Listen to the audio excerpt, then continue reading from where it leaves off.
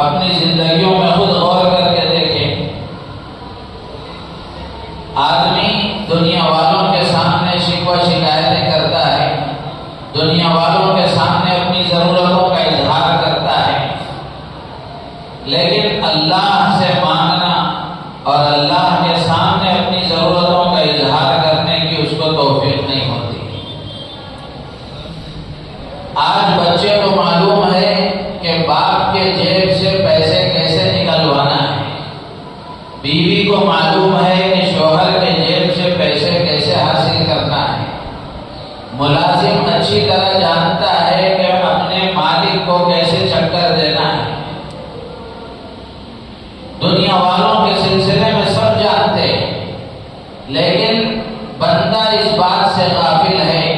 اور آج کا مسلمان اس بات سے غافل ہے کہ مجھے اللہ سے کیسے لینا ہے،